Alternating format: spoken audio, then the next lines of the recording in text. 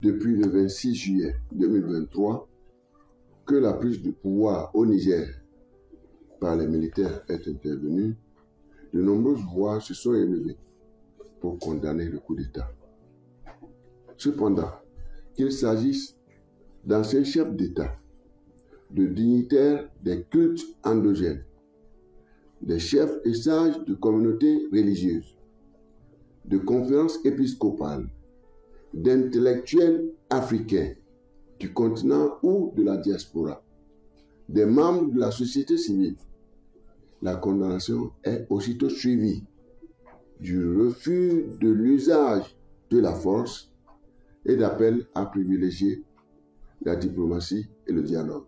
En ma qualité d'ancien président du Bénin et de l'Union africaine, et en toute modestie, mais avec la plus grande fermeté, je condamne le coup d'État militaire perpétré au Niger et demande la libération du président Bazoum ainsi que la préservation de son intégrité physique et celle de sa famille. À mon tour, j'en appelle aussi au dialogue et à une solution diplomatique négociée.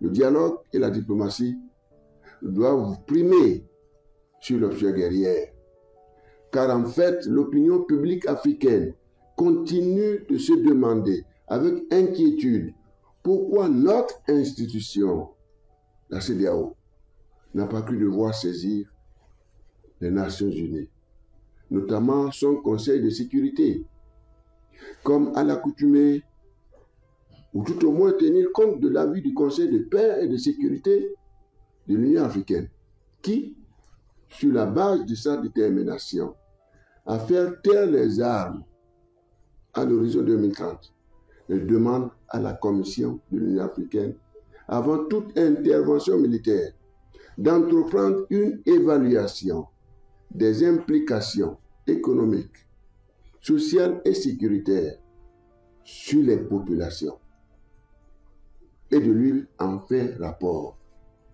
Il est évident qu'une telle intervention donnerait lieu à l'affrontement entre nos États, nos peuples, nos ethnies et d'autres, entraînant la fragilisation de nos économies et finalement la dislocation de la CEDEAO et de l'UEMOA. Nous devions absolument éviter cela afin de préserver la mémoire des pères fondateurs de ces institutions. Il est grand temps de rendre réelle la volonté des pères fondateurs de l'Organisation de l'Unité africaine, notamment du président Kwame Nkrumah, dont le rêve a été la réalisation de l'unité du continent, le nôtre. Il a l'habitude de dire « Africa must unite ».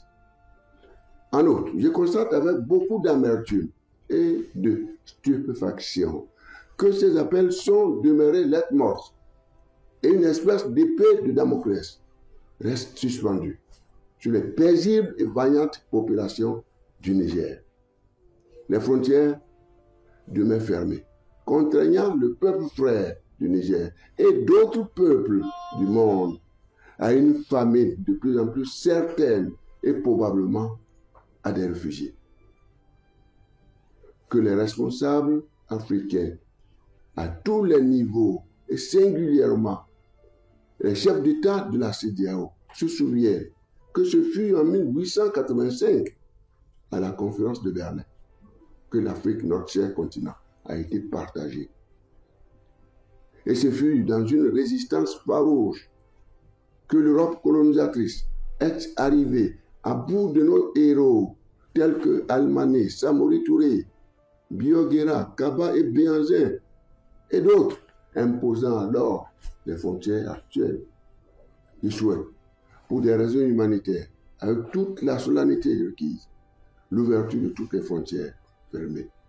Aujourd'hui, ainsi que la levée des sanctions économiques, monétaires et financières, qui ciblent directement, je dis bien directement, nos peuples fragilisés et innocents dans cette affaire.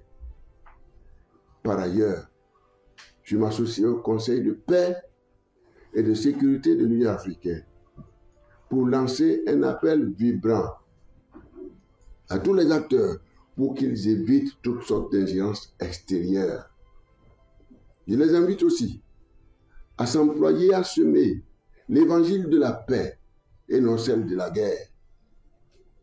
Chacun doit éviter de transformer le Niger et notre sous-région en un théâtre de conflits généralisés et en un sanctuaire du djihadisme.